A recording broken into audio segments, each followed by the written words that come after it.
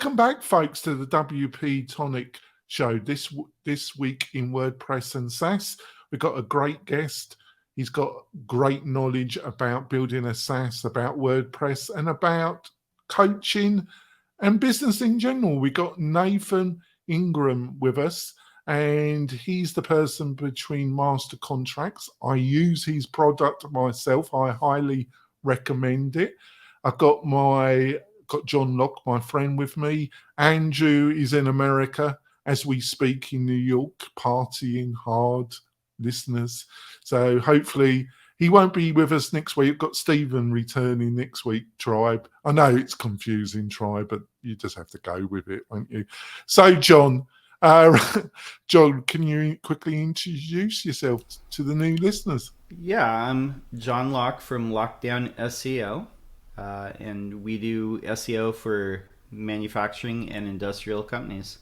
And John's got a great YouTube channel. Go over to, he's got some great tips about SEO. He really knows his stuff, John. So Nathan, can you quickly give us a quick 10, 15 minutes intro to the tribe, Nathan? 15 minutes? Absolutely. No, 15 seconds. 15 seconds. Sorry, brain fart. Oh no, sure. Glad to be here. Thanks for allowing me on. My name is Nathan Ingram. I am the founder of MonsterContracts, which are proven contracts for WordPress client work. That product, which we'll talk about in a little while, comes out of my long experience working with clients to build websites. I started way back in 1995. That was the first time we built and sold a site. Was really, really bad, and a lot of water under the bridge since then. I run a small agency here in Birmingham, Alabama, where I am from, called Brilliant WebWorks, and we serve small business, nonprofit, and professional firms. I spend about half my time on the agency side. So in addition to MonsterContracts and agency work, I also do some coaching with people who do WordPress work with clients, whether you would call yourself a freelancer, a solopreneur, or a small agency. I like to help folks get their systems and processes in line and become more profitable and successful in their business, whatever that looks like for them. And then the other thing I do, I have several hats, is I'm the host at iThemes. Oh, we can talk about those during the show, Nathan. Yeah. Just by the way, Nathan, I'm dealing with difficult clients. Is that how you've lost all your hair? You know, what I didn't lose from genetics, that definitely didn't help things, right? That's why I'm losing mine. But it should be a great show, folks. Before we go into the main meat and potatoes, I've got advert for our major sponsors. I'll be back in a few moments. We're coming back. I'd like to point out that we've got some great special offers for Castos and Blog Vault, plus some of the other sponsors, plus some great recommendations for plugins and services. You can get all these goodies by going to WP-Tonic/recommendations. And Nathan's great product is listed on that as well. So you just have to go to WP-Tonic/recommendations. So into the main part of the interview. So Nathan, you gave us a quick intro. You said you got many hats. Maybe how did you originally get into the crazy world of WordPress and web development and design, Nathan? Yeah. Oh man. So it goes all the way back to 1995, like I mentioned a bit earlier. So my start was really in the nonprofit world. I played several major leadership roles in different nonprofits early on, and part of working in the nonprofit world is not a very large paycheck. So to make ends meet, I had a number of side hustles. Back in the early days, I was doing IT, some graphic design. When the web happened, that was just a natural move for me. And so we started doing web in 95, and in 2013, I was in for years. It was sort of however much time the nonprofit required, then I would, do some work in my business just so it all kind of worked out. And that's the beauty of having your own business, by the way. That's a whole other conversation, is being able to structure it however you want to, meet your priorities. But since 2013, I've been full-time working in my business. As far as WordPress goes, found WordPress back in 2008 and tinkered for a few years, but by 2010, we were all in. The only projects we've built since 2010 have been 100% WordPress. Oh, the early days, a bit like me. Right. Yeah, well, over to you, John. So, one of your main products is a guide on dealing with client issues or high maintenance clients, I guess. What are the most common issues that agencies and freelancers run into when dealing with problem clients? And how do those problems come about? Yeah. So, there's goodness, you get a group of people together who work with clients, and inevitably the conversation is going to come back to somebody's horror story that something awful happened with a client, right? And so it's a normal thing to deal with problem clients, and those things show up in a lot of different areas. I have a fun talk that I do called "Dealing with Problem Clients: Building Fences Around Friendly Monsters," which is where the name MonsterContracts came from. But we talk about 4 different kinds of problem clients there, but really, the way to approach problem clients is not by trying to pick out all the different kinds of problem clients, of which there are many. It's really building good systems and processes in your own business. And when somebody starts to push against one of those fences that you've built, that's when you've got a problem client on your hands. So what are some of the common things that trouble agency owners and freelancers? What are some of the common things that happen by not having processes in place? Yeah. So maybe if we start with the fences, and then what happens when those things get, when those things are there's problems. So the 4 fences that I talk about in a presentation in my book, which is the same name, Dealing with Problem Clients. There's an Amazon Kindle, it's out there. So it's clarity, commitments, communication, documentation. There may be more fences you want to build in your business and in your system, but you have to have at least those 4. And if one of those is weak, that's where you tend to find the problem clients, trying to weasel their way out of your nice system that you've built. And you have to build fences around your business like that. Otherwise, your clients and problems, they just run all out into the rest of your life and make things really difficult. So when it comes to clarity, it's really about, are we speaking the same language? Like, are we clear? Is the client clear what I'm going to do? Am I clear what, I'm expecting the client to do? Do we understand each other? And so that's where a great contract, a great proposal, all those things come into line, just to make sure everybody is clear on what the expectations are out of the gate. If you have unclear expectations, you're going to have problems. It's just going to happen. And that's really important too, especially like when a project is running long, you find that clarity starts to get muddy. So you have to continue to emphasize, no, this is the scope of work, and this is what we agreed to do. And we might do more, but we have to expand the scope of work and that sort of thing. So that's where clarity issues can start to appear as you work with a client.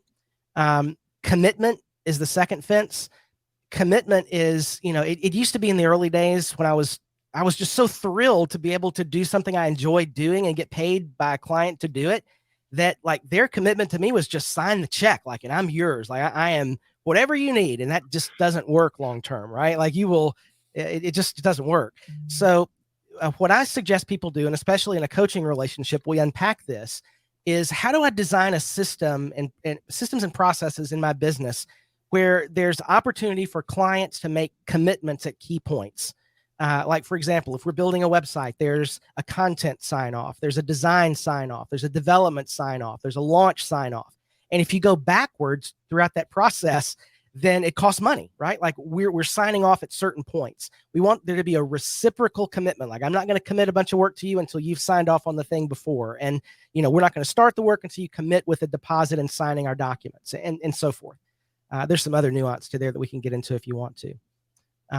Communication, super important. That is the major place where projects go off the rails. That's where problems are created. If you're not communicating, there are going to be issues. If you want to set yourself apart from other people building websites and dealing with any sort of project for a client, clear, regular communication, clear, consistent communication is the key.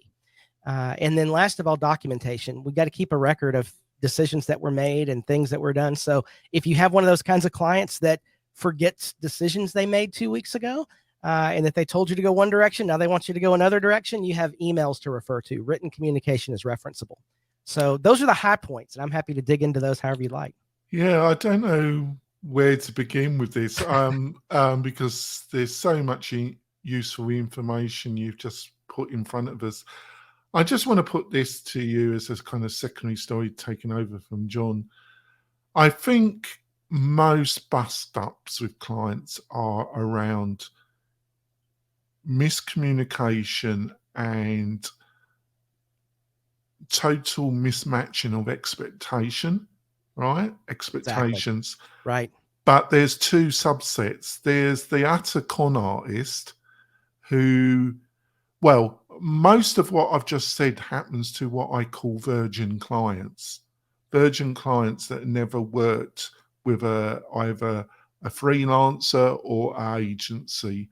And a lot of freelancers and agencies, for some reason, expect the client to understand what are the norms of the industry. They don't. Right. But then there's a subset. There's a subset that have utilized agencies, have utilized freelancers, and they have a track record of not paying, right? And then you have, because they find something wrong. They find something wrong because they don't want to pay you, but they are a very small minority. The others, I have had clients that have been mentally unstable, or they've been alcoholics or on some other substance, in my opinion, because of their behavior. They tend to want to text you, communicate with you 24/7, 7 days a week Right. about how terrible you are. And then the next time they see you, they're constantly apologizing for their outbursts. Am I on this? Am I on the right track here, or am I unlucky, Nathan? No, I think you're 100% on the right track. And so, you know, what you said at the very beginning is part of the whole issue of clarity, right? Like when we don't have a meeting of the minds of, maybe it could be our fault, like we're using industry jargon, or it could be the client's fault, they're not telling us everything or whatever. We have to look at our processes and the way we're building and doing whatever it is that we do, whether it's doing SEO, building websites, what social media, whatever it is we're doing. Take a hard look with new eyes. And it's even helpful to have people look in, your friends who aren't in the industry, look in on the outside at your process and how you do things and explain things, and answer this question: where are the assumptions in my process? What in this process am I assuming the client understands? Where might they be assuming that I'm doing something that I'm really not, right? And so getting some non-industry eyes to look at that is super important. As you reveal those assumptions, then you can sharpen your process and your communication better to deal with those things. Because even, gosh, I've been building websites since 1995. I'm still uncovering little pockets of assumption that I'm dealing with and getting better at. It's the nature of the game. The other part of this is, what if the client doesn't tell you everything? And sometimes they don't think they need to tell you. It's like, talking to a medical doctor. You might just not think about sharing something, but a good doctor asks good questions. And, I talked about communicating as a great soft skill that'll set you apart. Asking great questions is part of that. Like, if you can learn to ask great questions in that first conversation with the client, where you're trying to determine what's the goal of this project and what's the scope of work going to be and that sort of thing, and just asking question after question, not answering in your mind questions for the client and assuming that this is what the client means, but really asking many questions layered. I've got a checklist of questions that I ask in every intake call with a client. If I didn't use a checklist, I would inevitably forget one, and that one would be the one most important thing I should have asked to the client, right? So it's about systems. And there's a system of questions we're going to ask, and we're going to keep asking until we get to that point of clarity. So it's super important. You get to clarity, you don't have as many problems going in. Now, as far as the kinds of clients that'll just rip you off, I think everybody starts with a bevy of bad clients. Like, that's how you earn your stripes in the agency world. Yeah, I just want to make it clear, the ones that are trying to find something wrong, because Yes. they always, from the beginning, they weren't going to pay you, or Right. they weren't going to pay they should pay a deposit dependent. Yes. We're going to go into that. Yes. But when you dig in, they've done it to other people. They from day one was part of their business rationality was that if they could get out of it, they weren't going to pay you. But I want to make it clear they're a very small minority, but they are there. Would you They are out agree? there, 100%. So one of those questions that I always ask is, have you worked with other developers in the past? How'd that go? And, if a client, those kinds, you can usually reveal those sorts of clients by that question, because they'll start to talk about and complain about previous developers they've looked at. And for me, in those conversations, complaints about previous developers are a huge red flag. It's all stop. We're going to stop and ask a bunch of questions about this, because one of two things may be happening here. Number one, they truly may have worked with a knuckleheaded web developer in the past, right? Well, there are quite a few bad ones, aren't gosh. there? We've taken on rescue sites where the developer has just vanished into thin air. And you look at these things and I'm like, this person had to try to build something this bad. Like it's just bad, right? So that's out there. You've been looking at my website. No, I don't think so. But, those people are out there, right? Like we had a site one time, it was a WooCommerce site, and they had, between the theme and some plugins and some code, there were 36 separate image sizes defined in this WordPress site. So every time an image was uploaded, just 8,000 images it's just bizarre. You've been looking at my website. So, that may be the case. And, so I understand that, but this could also be a person who, whether they're really out to get you or out to rip you off, or whether they may be the kind of person who can never be pleased by anybody. Right.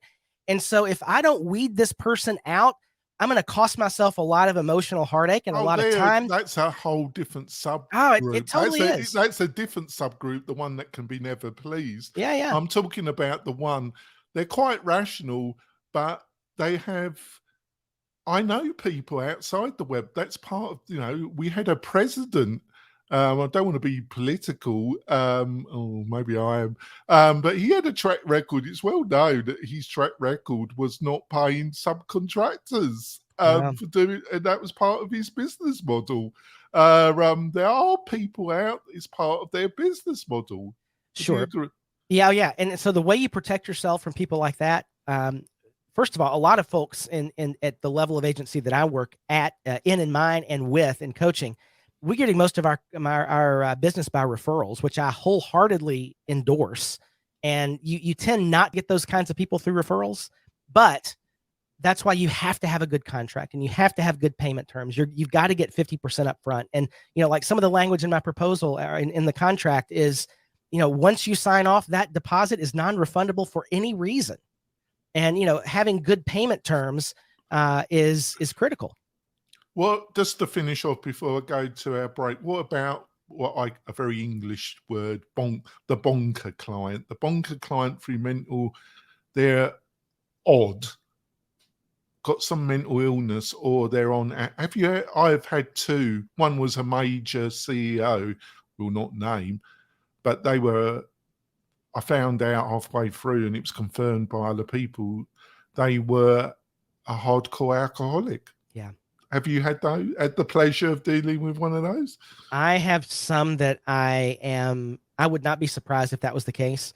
People who own businesses, I think that the rate of addiction is a lot higher in that group. It is, and addiction's a real thing. And I have a lot of compassion for that. But I also have to protect myself and my family from people who are, who have issues coming in and stepping across the boundaries and ruining my personal world. Well, they tend to have no boundaries. Exactly. So that's why you have to build strong fences. That's why it's so important to have contracts and proposals that govern your relationship with the client, and things in a contract like, this is the way we communicate. You can communicate with me by email and expect a response during normal business hours. We don't respond by text. We don't do social media DMs. We don't, this is how you communicate with us. And if you communicate differently, we're not going to respond to it. And it goes back to good systems and processes. Virtually all client problems can be solved or significantly reduced by good systems and processes. That's great. We're going to go for our break. We'll be back in a few moments, folks. We're coming back. Oh dear, this has been a episode of Woe and Darkness. Very suitable for me, tribe. You know, I'm down, aren't I? Before we go into the second part, but it's been very useful in education, although. Before we go into the second part of this great interview, I just want to say you need to sign up for the WP-Tonic newsletter. In that newsletter, we have all the latest news in WordPress and some of the leading tech stories, plus a weekly editorial written by me. And you sample I call it English humor, you might call it something else. You can get that by going to WP-Tonic/newsletter and sign up. Over to you, John. Yes, Nathan. Before the break, you were talking about maintaining these fences with clients, and you were talking about the importance of proposals and contracts, spelling out the terms of the engagement. Can you elaborate on how proposals and contracts keep the client agency relationship on track? Yeah, absolutely. So, for some people, that's the same document. Some people present a proposal, scope of work, and a contract all in one. We do it as two separate documents. But whatever you're doing, in whatever document or set of documents you have, there should be a very, very clear scope of work as to what we're doing for you in this project and how much it's going to cost, period. Like, that's it. And then there needs to be a list somewhere of the rules of the road for every project that we do. Those don't change from project to project. The scope of work may change, but the fact that we don't design for Internet Explorer 6 unless it's specifically requested by the client and itemized in the scope of work. Little things like that, right? And, you know, don't... You're making me start to sweat by mentioning Explorer 6, David. Right? Yeah. Well, I mean, you know, that happens, right? Like, how often do you get to the end of a project and the client says, oh, this doesn't look right in my web browser, and you dig into it and they're using a 12-year-old Mac with the original native version of Safari for OS Leopard or whatever, 8,000 years ago. And, we design for the current versions of web browsers. Those sorts of things that don't change from project to project need to be specified somewhere. So for us, it's a 2-document approach. There's a proposal of services and a master services agreement that the client signs on the project outset.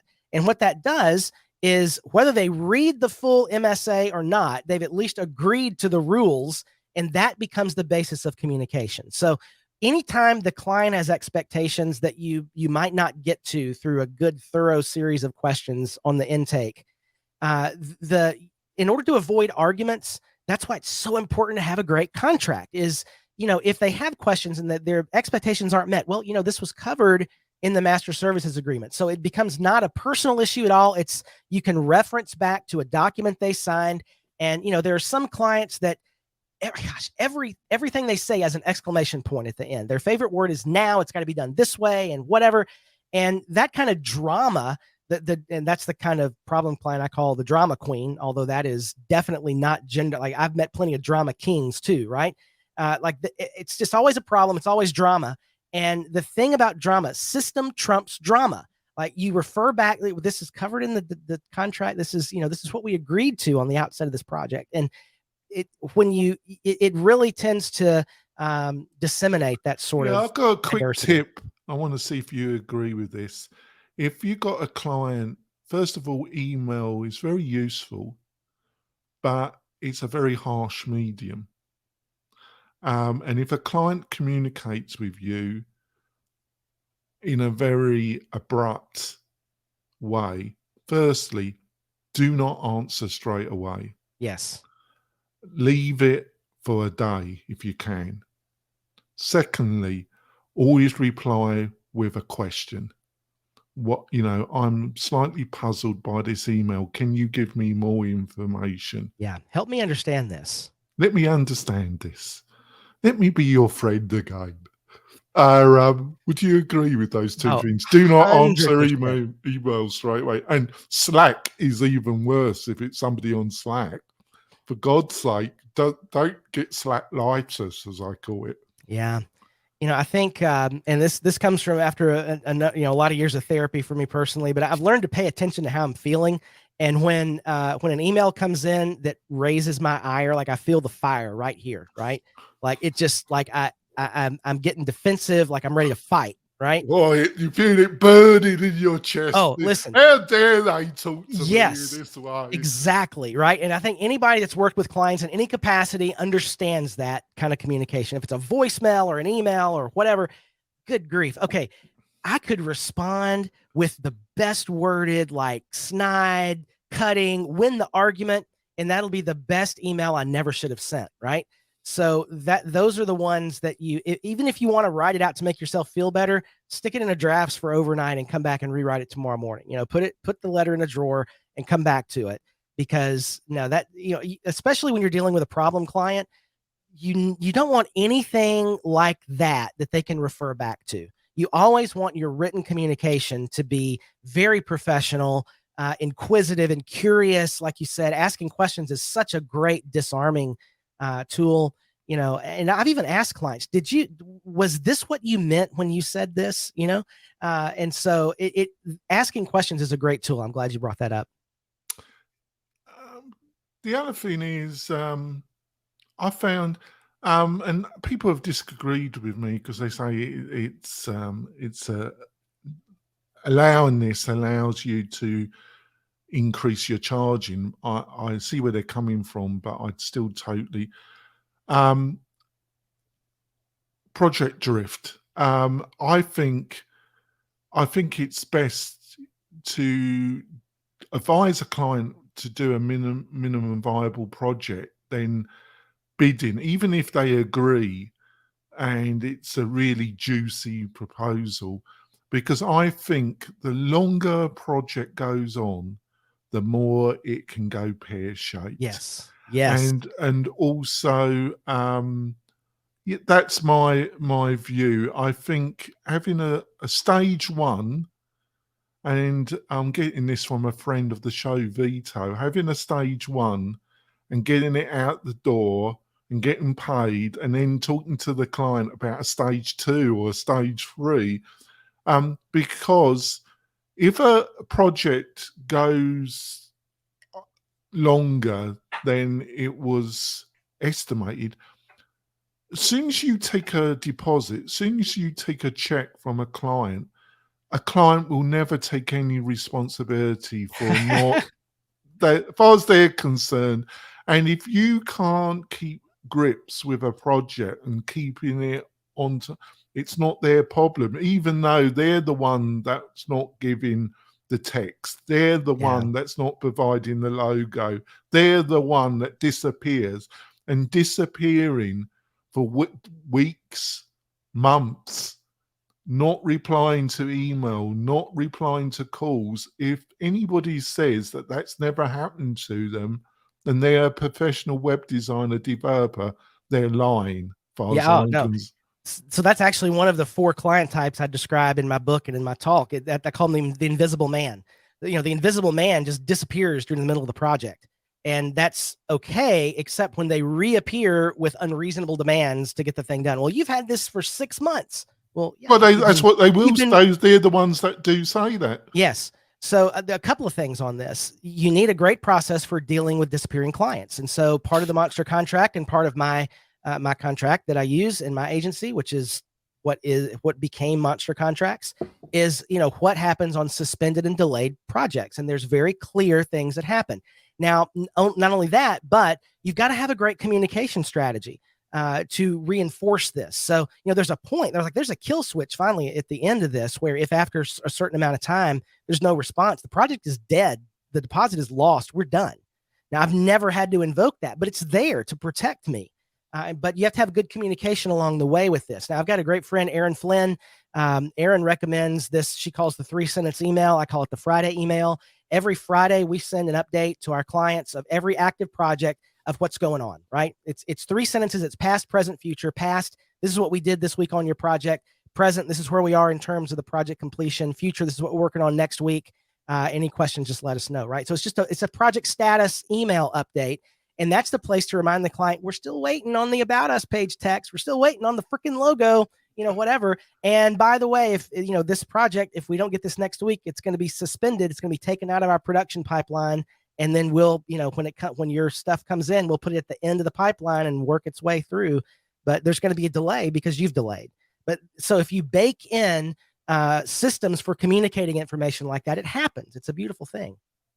But just to finish up before we wrap up the podcast part of the show and go on to bonus content, is would you agree that as soon as they give that deposit check, them disappearing, as far as they're concerned, that's your problem? Well, that's where so this kind of goes back to clients that have never worked with an agency before versus those that have. It's part of our responsibility to onboard the client, right? So from the very first, sorry to interrupt, I call it ghosting. Yeah, right. It's poof, they're gone. Where are they, right? And you can pick up, by the way, these tendencies in clients. Like if they take 3 days to return a phone call, or if they miss a scheduled meeting, or if they're just slow in the they start out responding quickly, and then now it's a week before I get it. Even in the beginnings of scheduling the call to understand the scope of the project, those people don't change. Like that tendency doesn't get better. I'm sorry to interrupt, but they say, "Well, I'm really busy." So Yeah, what they're really saying is, "Well, I'm really busy, and I don't care a fuck that you're really busy. That's your problem." Yeah, well, so like they reach out when the website that day is their top priority, but then tomorrow, one of their other 15 top priorities is the top priority, right? So those are clients that you can choose not to work with. Or if you do work them, see, here's the thing. If you discover a problem in your process, it's an opportunity to offer a service to solve the problem. So if in your process, clients are ghosting you, well, okay, we need to create a service that does this. So for example, the number one place that clients tend to go to sleep is when you're asking them to provide content for their website.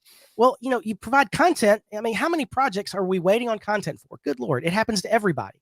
And the problem is when you ask a client to give you some text, they may not write well. Number two, even if they do write well, you're sending them into like an existential spiral of really, who am I and where am I? And it's all these questions, right? So the answer to this is, and I've got all these projects on delay. I need to create a service to solve that problem. So a problem in your process is an opportunity to provide a service to solve the problem, which means I'm going to partner with some great content writers. And so if you have an invisible man at the beginning of this project that's already starting to disappear, you say, look, in my experience, this project is probably going to get stalled on content. So let me recommend that we bring in a content writer at the beginning. It's going to add this much to the project. They're going to need 3 hours of your time, maybe 1 hour over an afternoon over the next couple of weeks, where they can do some interviews with you, grab the content, write something beautiful, and we can build it, right? Yep. All right. I think we're going to wrap up the podcast part of the show. We've got bonus content to see the whole interview, plus the bonus content. Go over and sign up for the WP-Tonic YouTube channel. We've got fantastic resource. We've got fantastic interviews, lessons. We've got a ton of content over on that channel. So sign up for that. So, John, what's the best way for people to find out about your agency, John, and also your great YouTube channel? Yeah, it's pretty easy. I'm Lockdown SEO everywhere, so on the socials. But most of the time you can find me either on my website, lockdownseo.com, and the same thing for the YouTube channel. So yeah, you want to know more about SEO, folks, go over to John's channel. Nathan, what's the best way to find out more about you and your great products, which awesome. I use myself? Yeah, so MonsterContracts.com. If you're interested in the book, go to myfriendlymonster.com. That gives you links to both the Monster Contract product and the direct link to Amazon for the book. It's a short read. It's a lot of fun for the book. The contract is designed to be a great template starting place for you to put your process into, shape around some of the language we have there, give it to a local attorney just to make sure it meets all the criteria for your local area, and you got a great solid contract from there. Yeah, it's great. Like I say, go over to the WP-Tonic YouTube channels and watch the rest of this great interview and subscribe to the channel. It really does support not only the channel, but this podcast. We'll see you next week with another great interview with either somebody from the WordPress ecosystem or from SaaS. We'll see you soon, folks. Bye. On to bonus content. So, you know, you got agency, and then, you know, and I think, you know, you were correct. You saw opportunity when it come to MonsterContracts. You know, what was the thing that triggered you for? I'll just go for it. What I'm interested in finding out is what kind of research you did before you spent some money, time, and energy in building something. What was the research, and what was the business rationality, Nathan? I'm sure our listeners and viewers will find that useful. Well, so the way that it happened was, you know, as a practitioner, right? I'm building sites for clients. I'm dealing with problem clients. I've built, you know, a good solid contract over the years. Like every section of that contract came from some problem I encountered with some client along the way, right? It's like, crap, there's another one. Got to add that, right? So over the years, it's really, they're very, you know, I'm laughing because I thought it was just me, but it's obviously it's not only me that has some bad customers. Well, you know, we're dealing with human beings, all of whom have certain idiosyncrasies and flaws. And so you just find more ways that, you know, in my language, the monsters try to weasel their way out of the fences, right? And so you have to continually patch your fences, like any farmer who has cattle on a farm, right? They're constantly mending and improving their fences. And so that's a good analogy for our systems and processes that are documented in the contract.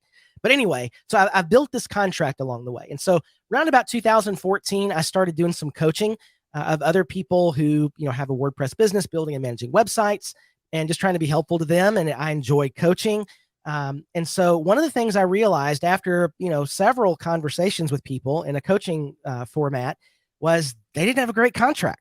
And if they had a contract, it was one of two things. It was either, you know, there's like a template, plain English, simple one-pager type contract that's out there floating around the internet, and it's terrible. Well, it's not terrible. That's wrong. It's incomplete. We'll say that, right? You cannot cover all the things we deal with in a 1 or 2 page document. You just can't do it. I just, because we might be going on the tangent here. I'm notorious for it. I just want to pass a comment on that. I have between $3,000 and $5,000 for a job. It's you pay up front and you get a 1-page agreement, and you pay up front. I get a full payment. Anything between between 3 and over 5, we're in full contract mode. And you know, I write a proposal and you get your contract that I've adapted. But anything less than 3, it's all up front. And anything between 3 and 5, depending on what the project is, they pay up front, Nathan. I just haven't got the energy to chase people left, right, and for payment. Right. But I would suggest that accounts receivables only amount to about this much, just a small percentage of the problems we can have with clients. And while that process of, you know, a payment method or a payment schedule, a payment schedule will work for those small projects, you still need something to protect yourselves from all the things that a client might throw at you. And that's why I recommend a contract in any situation. I won't do a work with a client, period, unless they sign the contract. Because as soon as I don't, here's the thing, as soon as I don't, oh, this isn't going to be a problem. You don't need a contract for the good clients. You need a contract for bad clients. And sometimes those two are really hard to tell apart at the beginning. So anyhow, I was doing these coaching, and I found, you know, people either have a simple plain English contract that's just, you know, dirt simple, or they've pulled off a contract off of LegalZoom or some legal, and it's just all legalese. They don't know what it says. The client doesn't know what it says. It doesn't protect you from anything. It doesn't cover Internet Explorer 6, you know, that sort of thing, right? So what I thought, well, you know, and I had people start to ask me, well, could you give me a copy of your contract? And my early coaching clients, I gave them a copy of my contract to modify. And then it just struck me, well, this could be something that would be valuable to people as a product. And so at first I incorporated it into a course on process that I had on my website. And that that was great. It was helpful. But what I found was the people were buying that course to get the contract. So I was sort of, I buried the lead, right? So I just started selling MonsterContracts as a product. I've got to tell you that I spent over $1,000 about a couple of years ago for a local lawyer to write me and it's unusable because Right. it's literally 60 bloody pages long. Sure. Nobody's going to and it's in language. And I was looking for something better, and I wasn't going to spend another bloody $1,000 on Dribble. Right. And your contract is 1,000 times better. Well, so, and I'm glad you mentioned that. And I appreciate that. I love to hear that, because ultimately for me, the goal of MonsterContracts is to help people protect themselves from problem clients. Right. And by the way, for listeners of the podcast, if you use the code WP-Tonic, it gives you 20% off the purchase. It's a couple $100. That brings it down to like 160. And what you get is a contract document that it's not designed to just like put your logo on and use. That's a bad idea. There's a good onboarding video that shows you parts that you may want to tweak for your business. Like, this needs to represent your business and your process and the order in which you do things. And I explain how to modify it. But then I'm not a lawyer. I'm not giving legal advice. This is a template contract for educational purposes. And I recommend that you take it to a local attorney who's familiar with your local laws. And rather than, like you did, Jonathan, paying $1,000, you pay a lawyer for 1 hour of their time to just vet this contract and make sure there's not some weird sentence that Nevada needs in the severability section of the legalese boilerplate that's at the end of the contract. So that's what the contract is for. And we have users across the United States and in lots of countries around the world. Even, we have I just heard from somebody in Europe a couple weeks ago. They took it was Switzerland, I believe, took it to the attorney. The attorney, again, just had minimal changes. And with an hour or two of the attorney's time, they have a solid contract that works for them in their area. And it covers web-related stuff, which is what we need to protect ourselves from. Yeah, over to you, John. So, as you were moving from this course that was on your site to MonsterContracts, what are some of the things that you learned about offering a product in the WordPress space? And what is some advice that you can give to other people who are thinking about producing a product and marketing it in the WordPress space? Yeah, this is sort of an intimidating question, because I do not consider myself an expert at all on product marketing, like at all. This was something that, honestly, I do a lot of speaking at WordCamp, and it was just something I thought I could, offer to people as I was speaking, and being out at public events. But so take this with a grain of salt, right? I've been around the WordPress space since 2008, really since 2010. I've seen products splash into the WordPress space, and I know, okay, these folks are not going to do well long term. And the reason for that, I think, is they come in with a flashy sales page and they're all about revenue, and they're marketing by fear and FOMO and just these weird that doesn't work in WordPress. The core value one of the core values of the WordPress community is helpfulness. That's the heart of open source. And if you come in just trying to make money and hit and run, you're not going to last. But if you come in and you're genuinely trying to solve a problem, and you care about your users, and you've developed a product that can really actually help them, and you're interested in being engaged with the community, that's a product that'll stick.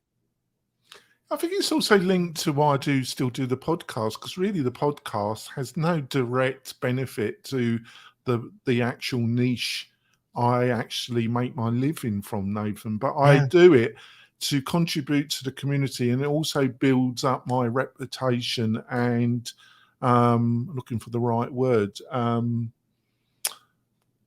I just meet a load of people through it, and Sure. The more people you know, I always think it's very helpful to know loads of really interesting people. Exactly. That's why I do it. But I don't. The sponsorship, I make a little bit of money from it, but it mostly covers the cost of producing all this. But it also gives the community their self-benefit, but also, I think what you're saying is obviously there has to be self-benefit, but a lot of people, it's all take and no give, is it? Yeah, exactly. And so over my shoulder here on my wall, those little squares are badges of WordCamps where I've spoken over the last several years. And, this is how I give back to the WordPress community. So I go to WordCamps, I travel, I meet people, I sit down and have conversations. I'm basically having dozens of free coaching conversations with people who are doing things with clients with WordPress. We all need to find some way to give back, right? I don't charge for any of that. I pay to attend these conferences, and I'm going to a few talks, but I'm really there just to meet people and have conversations and be helpful. And so whatever you're doing in WordPress, you're going to get better, and you're going to make the community better if you find some way to be helpful, whether it's officially contributing to the project and all the ways the WordPress project has for us to do that, or just, making the community better, like with a podcast or with intentionally going to WordCamps with a goal of helping people grow their businesses. Right. So I think what you're saying is that, to follow your logic, one of the ways that you marketed, which makes it a bit different to non-WordPress products or services, is your community outreach was a major way that you got the ball rolling on this service, productized service, basically. Right. Let's talk about your coaching, because I think that's Sure. interesting as well. So what I wanted to, obviously I get the impression you like coaching. It's part of your business model.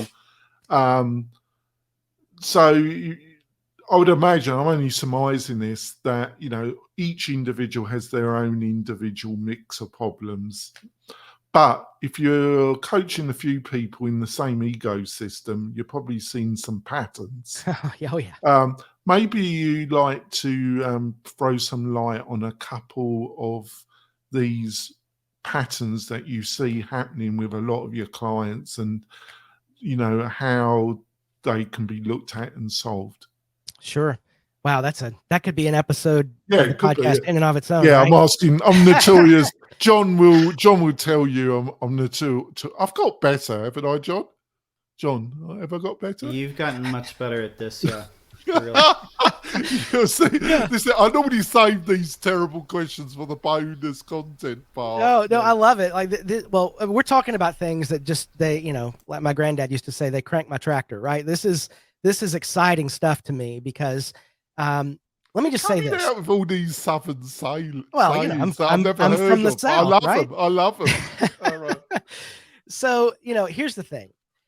When I start working with somebody, it is virtually always they have the feeling that they're the only ones who are experiencing the problems that they're experiencing.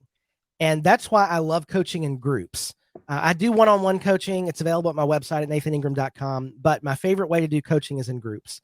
And I have a couple of different ways that I do that. Alcoholics, WordPress Anonymous, have you? Well, so I'm not an addiction counselor, but so what you find when you put people in community and you get them connected with each other is that you realize that, okay, the details of that person's problem are a little bit different, but it's the same root problem that I'm experiencing, right? And so what that does is it begins to deal with imposter syndrome and all the things that I think I'm not as good as other people and whatever. And really, everybody I'm working with is really good at something, and they have some things to get buttoned up in other parts of their business. And so, matter of fact, I was just having this conversation yesterday in a one-on-one with somebody that I've been working with for about a year now. And what we realized was, it happens over and over again. For about, several months, we're sort of shotgunning on symptoms of problems. And all of a sudden, when the symptoms of problems start getting dealt with and some calm starts happening in business, okay, now here's the real underlying problem, right? Like, here's the thing. We need to get some of these things settled so that the root problem could sort of come to the surface. And now we can deal with that. And now we really start to build momentum in building a business. My goal in coaching is to bring that sort of, to get rid of the chaos that we often are in, just trying to bring in clients and get things done. And it's nuts. It's mentally nuts. But if we can get some systems and processes and calmness involved, and really start to ask questions of like, why am I doing this? And what are my goals? And what is the kind of business I'm trying to build? Do I want to work 80 hours a week? Probably not.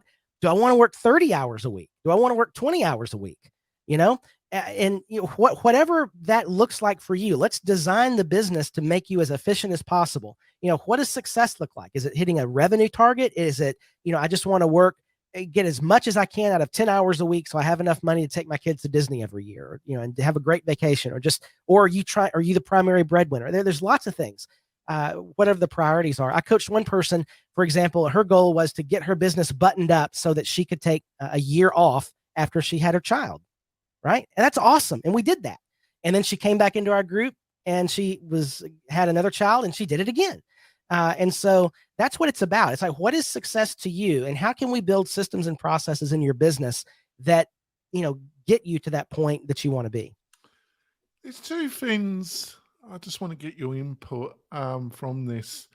Two things I think I've learned really. I'm a slow bloody learner, Nathan. I get there in the You end, and me both. but I'm a frigging slow learner. I wish I was quicker, but there we go. God put you on this earth with one mouth but two ears, and he did that on purpose.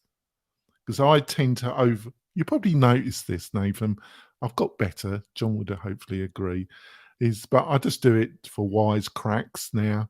But over talking clients and trying to sell them something that they really have told you that they're not really interested in buying. And that's down to you got two ears and one mouth for a reason. God gave you to listen twice as much than to speak. Right? 100%. Yeah. And the other thing is you don't need to be the expert on everything. And I link it to this. It's fine being a fool, as long as you know you're a fool. The problem is when you're a fool and you think you're an expert. That's when you're freaking dangerous. Right. When you're a fool and you don't know you're a fool. That's when you're really dangerous. What's your response to that? I think you're exactly right. You know, I think this just goes back to, you know, what's your goal in working with clients to begin with? You know, most people in my experience, most people who get into web development do it accidentally. Like, there are very few people who do what we do that have gone and gotten a degree and gone to college and done all that. Some do, but most don't. You know, they've built a website. You did. Oh, how about that? But anyway, so we get into this thing and we just enjoy the tech, right? I don't develop now, actually. I'm dangerous. John helps me and other people. I'm dangerous, Nathan. I only fuck up my own websites, not people. Sorry, use the French. Yeah, you know, so it happens a lot of times. You know, people who are technical tend not to be great at sales, and so it's intimidating to go into sales conversations with people and try to sell them something. And now there are some people who do what we do that are natural salespeople. And if that's you, if you're listening, that's awesome. Like, you need to realize. I like it there, because I realize you can't really sell anything to anybody that really, really doesn't want to buy it. Oh, good salespeople can, though. That's the thing. But I disagree. That's the only thing because what I mean by that is I think you can screw up a deal really easily, because we're always trying to. It's our reptilian mind. We're always looking for reasons not to buy. We have a want, but we're also looking, and it's a bit like dating, selling. You got to know when to ask for the phone number, and if you don't ask for it at the right moment, you're seen as a prick and on to the next one anyway. Right. There's an expectation. Am I making any sense here, or am I waffling? No, I understand what you're saying. I think that what people have, what the mental image that comes to mind when the word selling is talked about is, really, high pressure, fear, FOMO, all these tactics that just kind of turn people off. Yeah, I don't know. I'm not talking about that shit. Right, exactly. But that's what turns a lot of people off in our world. But for those of us who got into web development because we love the tech, we're learners. If we pivot the sales conversation to being helpful and being educational, helping people understand what they need, this is where you want to go. Here's some things we can do to get you there, and approaching it more as teaching instead of sales. That really helps people bridge the gap to become better at sales, better at serving their clients. I'm not sure where we started on this conversation, but that's where I ended up. No, most of our guests end up there, Nathan. So don't feel that you're on your own. John will testify. I've had some very strange looks on their face at the end. You've done superb. I think it's time to end the podcast and the video, folks. Please join us. Nathan, you're going to have to come back later on in the I'd year. love to. I think we just stretched it, and I've really enjoyed the conversation. Anytime, guys. John, thank you for coming in at a late stage. Andrew's roaming, folks. Hopefully, it's like a cat on a wander. Hopefully, he'll come back. We'll see you next week, folks. See you soon. Bye.